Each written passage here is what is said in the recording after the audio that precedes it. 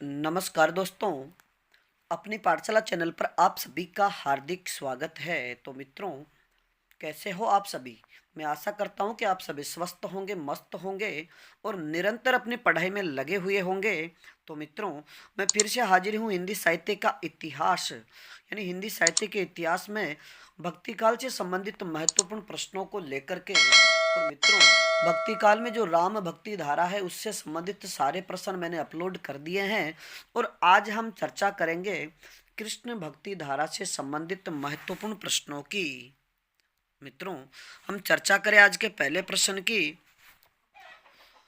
कृष्ण भक्ति को शास्त्रीय आधार प्रदान करने का सर्वप्रथम प्रयास किसने किया? यानी कृष्ण भक्ति को शास्त्रीय आधार प्रदान करने का प्रयत्न किसने किया? तो इसका सही उत्तर होगा जीव गोस्वामी ने। अगला प्रश्न,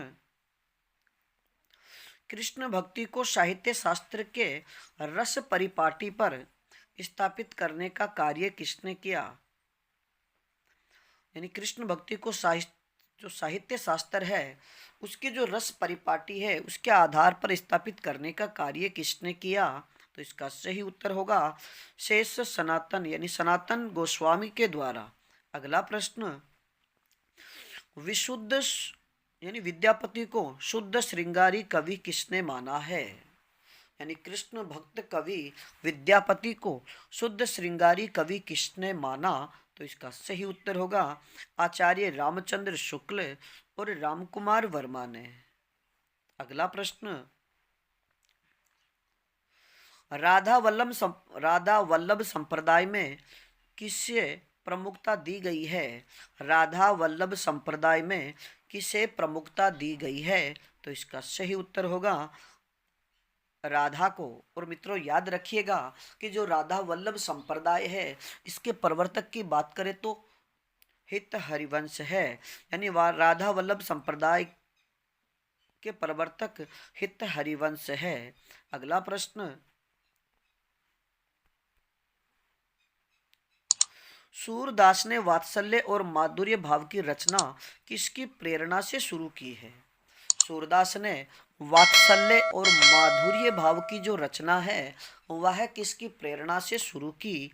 तो इसका सही उत्तर होगा वल्लभाचार्य की प्रेरणा से। मित्रों, याद रखिएगा कि सूरदास ने जब तक ये वल्लभाचार्य जी से नहीं मिले थे उससे पहले ये दास्य भाव की भक्ति करते थे और ये वल्लभाचार्य से मिलने के बाद में इनकी जो भक्ति है वो दास्य से सख्य भाव में परिवर्तित हो जाती है। यानी वल्लभाचार्य के शिष्य बनने के बाद ये सख्य भाव की भक्ति करने लगे थे। अगला प्रश्न, सूरदास ने सूर सागर की रचना किसके आधार पर की है? सूरदास ने सूर सागर की रचना किसके आधार पर की? तो इसका सही उत्तर होगा भागवत के द्वादश स्कंद के आधार पर। यानी आपसे अगर प्रश्न भी पूछा जाए कि सूर सागर की प्रेरणा स्रोत कौन सा ग्रंथ रहा तो भागवत का द्वादश स्कंद। अगला प्रश्न, आचार्य रामचंद्र शुक्ल ने जीवनोत्सव का कवि किसे कहा है? यानी आचार्य रामचंद्र शुक्ल ने जीवनोत्सव का कवि किसे कहा है? तो इसका सही उत्तर होगा सूरदास को। अगला प्रश्न, आचार्य शुक्ल ने सूरदास के भ्रमर गीत को क्या नाम दिया? आचार्य शुक्ल ने सूरदास के भ्रमर गीत को क्या नाम दिया? तो इसका सही उत्तर होगा ध्वनि काव्य। अगला प्रश्न, नंददास की किस रचना को हिंदी का गीत गोविंद कहा जाता है? यानी नंददास की किस रचना को हिंदी का गीत गोविंद कहा जाता है? तो इसका सही उत्तर होगा रास पंचाध्यायी को। अगला प्रश्न, किस रचना के आधार पर नंददास को जड़िया कवि की उपाधि दी गई? यानी किस रचना के आधार पर नंददास को जड़िया कवि की उपाधि दी गई? तो इसका सही उत्तर होगा रास पंचाध्यायी के आधार पर। अगला प्रश्न, प्रेम वाटिका, सुजान सागर और दान लीला आदि रचनाएं किसकी है? प्रेम सागर, सुजान सागर और दान लीला जो रचनाएं हैं वो किसकी है? तो इसका सही उत्तर होगा रस खान की। अगला प्रश्न, रस खान ने किस से दीक्षा प्राप्त की थी? रस खान ने किस से दीक्षा प्राप्त की? तो इसका सही उत्तर होगा गोस्वामी विठल नाथ से। अगला प्रश्न, और मित्रों याद रखिएगा कि गोस्वामी विठलनाथ वल्लभाचार्य जी के पुत्र थे। अगला प्रश्न, हिंदी क्षेत्र में सबसे पहले कृष्ण भक्ति का प्रचार किसने किया था? हिंदी क्षेत्र में सबसे पहले कृष्ण भक्ति का प्रचार किसने किया? तो इसका सही उत्तर होगा श्री मध्वाचार्य ने। अगला प्रश्न, कृष्ण भक्ति काव्य धारा के प्रवर्तक कौन माने जाते हैं? कृष्ण भक्ति काव्य धारा के प्रवर्तक कौन माने जाते हैं? तो इसका सही उत्तर होगा वल्लभाचार्य। अगला प्रश्न, भक्ति साहित्य में पुष्टि शब्द का क्या अर्थ है? भक्ति साहित्य में पुष्टि शब्द का क्या अर्थ है? तो इसका सही उत्तर होगा सेवा या भागवत अनुग्रह। अगला प्रश्न, वल्लभाचार्य ने किस ग्रंथ में पुष्टि मार्ग की विशुद्ध व्याख्या की है? वल्लभाचार्य ने किस ग्रंथ में पुष्टि मार्ग की विशुद्ध व्याख्या की है? तो इसका सही उत्तर होगा अणुभाष्य। अगला प्रश्न, हरिदासी संप्रदाय का दूसरा नाम क्या है? हरिदासी संप्रदाय का दूसरा नाम क्या है? तो इसका सही उत्तर होगा सखी संप्रदाय। अगला प्रश्न, किस संप्रदाय में न तो मुक्ति की कामना है और न ही मुक्ति का कोई स्थान? यानी वह संप्रदाय कौन सा है जिसमें न तो मुक्ति की कामना की जाती है और न ही मुक्ति का कोई स्थान है? तो इसका सही उत्तर होगा राधा वल्लभ संप्रदाय। अगला प्रश्न, सूरदास को पुष्टि मार्ग का जहाज किसने कहा है? सूरदास को पुष्टि मार्ग का जहाज किसने कहा? तो इसका सही उत्तर होगा विठलनाथ ने। और मित्रों याद रखिएगा कि जब सूरदास की मृत्यु हुई तब विठल दास ने कहा था कि पुष्टि मार्ग का जहाज जात है, जाको कछु लेना हो तो ले। अगला प्रश्न, किस रचना में सूरदास के दृष्टिकूट पदों का संग्रह मिलता है? यानी सूरदास की जो 3 रचनाएं प्रमुख मानी जाती है, सूर सागर, साहित्य लहरी और सूर सारावली, इनमें से किस में दृष्टिकूट पदों का संग्रह मिलता है? तो इसका सही उत्तर होगा साहित्य लहरी। अगला प्रश्न, सूर सागर की रचना कितने स्कंदों में हुई है? सूर सागर की रचना कितने स्कंधों में हुई है? तो इसका सही उत्तर होगा 12 स्कंदों में। अगला प्रश्न, ब्रज भाषा को साहित्यिक रूप देने वाले प्रथम कवि कौन है? ब्रज भाषा को साहित्यिक रूप देने वाले प्रथम कवि कौन है? तो इसका सही उत्तर होगा सूरदास। अगला प्रश्न, अष्टछाप की स्थापना किसके द्वारा की गई? अष्टछाप की स्थापना किसके द्वारा की गई? तो इसका सही उत्तर होगा विठलनाथ द्वारा 1565 ईस्वी में। अगला प्रश्न, अष्टछाप में सबसे वरिष्ठ और कनिष्ठ कवि कौन माने जाते हैं? यानी अष्टछाप के सबसे वरिष्ठ और कनिष्ठ कवि कौन थे? तो इसका सही उत्तर होगा वरिष्ठ कवि सूरदास, वरिष्ठ कवि कुंभनदास और कनिष्ठ कवि नंददास। मित्रों याद रखिएगा कि अष्टछाप के सबसे वरिष्ठ जो कवि है वो कुंभनदास है और सबसे कनिष्ठ कवि नंददास है। अगला प्रश्न,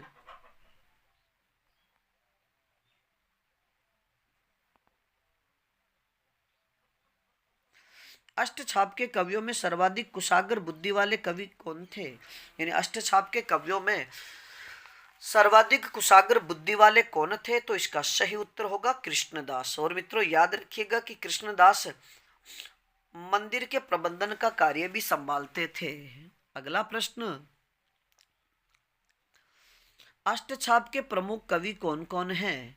अष्टछाप के प्रमुख कवि कौन कौन हैं? तो इसका सही उत्तर होगा 4 कवि वल्लभाचार्य के और 4 कवि विठलाचार्य के थे। मित्रों याद रखिएगा कि विठलाचार्य जी ने अष्टछाप की स्थापना 1565 ईस्वी में की थी और इसमें 8 कवि थे और 8 कवियों द्वारा भगवान श्री कृष्ण की 24 घंटे यानी एक कवि 3 पहर के लिए भजन कीर्तन किया करते थे।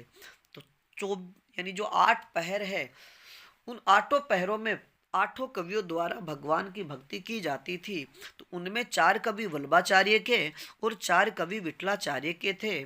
तो मित्रों जो वल्लभाचार्य हैं उनके कवि सूरदास, कुंभनदास, परमानंदास और कृष्णदास थे। तो आपसे अगर पूछ लिया जाए कि वल्लभाचार्य के कवि यानी कवि वल्लभाचार्य या आचार्य वल्लभाचार्य के शिष्य नहीं हैं तो आप इन्हें अच्छे से याद रखिएगा कि वल्लभाचार्य के शिष्य कौन से थे और विठलाचार्य के कौन से थे। तो विठलाचार्य के शिष्य गोविंद स्वामी, चीत स्वामी, नंददास और चतुर्भुजदास थे। अगला प्रश्न, सूरदास के बाद वात्सल्य का सर्वश्रेष्ठ चित्रण करने वाले कवि कौन है? सूरदास जी के बाद में वात्सल्य का सर्वश्रेष्ठ चित्रण करने वाले कवि कौन हैं? तो इसका सही उत्तर होगा परमानंद दास। अगला प्रश्न, अष्टछाप में सूरदास के बाद प्रसिद्ध संगीतज्ञ कौन थे? अष्टछाप में सूरदास के बाद प्रसिद्ध संगीतज्ञ कौन थे? तो इसका सही उत्तर होगा गोविंद स्वामी। अगला प्रश्न, सूरदास के किस रचना में यानी सूरदास की किस रचना में नायिका भेद से संबंधित वर्णन मिलता है? तो इसका सही उत्तर होगा साहित्य लहरी। अगला प्रश्न, राधा वल्लभ संप्रदाय के प्रवर्तक कौन थे? राधा वल्लभ संप्रदाय के प्रवर्तक कौन थे? तो इसका सही उत्तर होगा हित हरिवंश।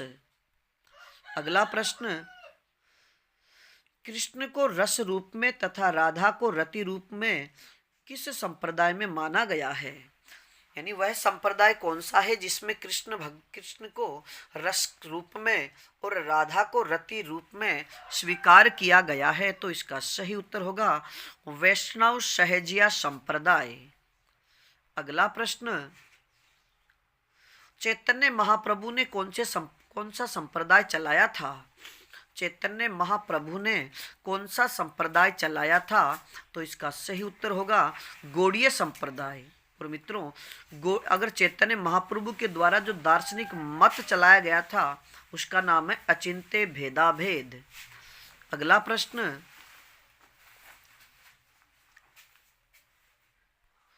अष्टछाप के कवि किस मंदिर में कीर्तन सेवा करते थे? अष्टछाप के कवि किस मंदिर में कीर्तन सेवा करते थे? तो इसका सही उत्तर होगा श्री नाथ जी के मंदिर में। अगला प्रश्न, राजस्थान के सलेमाबाद में किस संप्रदाय की गद्दी है? राजस्थान के सलेमाबाद में किस संप्रदाय की गद्दी है? तो इसका सही उत्तर होगा निम्बार्क संप्रदाय की। और मित्रों याद रखिएगा निम्बार्क संप्रदाय की जो अगर प्रसिद्ध रचना की बात करें या इन्हें किस नाम से भी जाना जाता था, निम्बार्क संप्रदाय को यानी सनक संप्रदाय के नाम से भी जाना जाता है और इन्हें प्रपन्न कल्पावली जो है इनकी प्रसिद्ध रचना मानी जाती है। अगला प्रश्न, गोकुल सबे गोपाल उपासी, गोकुल सबे गोपाल उपासी यह पद किसका है? तो इसका सही उत्तर होगा सूरदास जी का। अगला प्रश्न, सूर सागर किसी चली आती हुई गीत काव्य परंपरा का चाहे वह मौखिक रही हो पूर्ण विकास सा प्रतीत होता है। यानी सूर सागर किसी चली आती हुई गीत काव्य परंपरा का चाहे वह मौखिक ही रही हो पूर्ण विकास सा प्रतीत होता है, यह कथन किसका है? तो इसका सही उत्तर होगा आचार्य रामचंद्र शुक्ल का। अगला प्रश्न,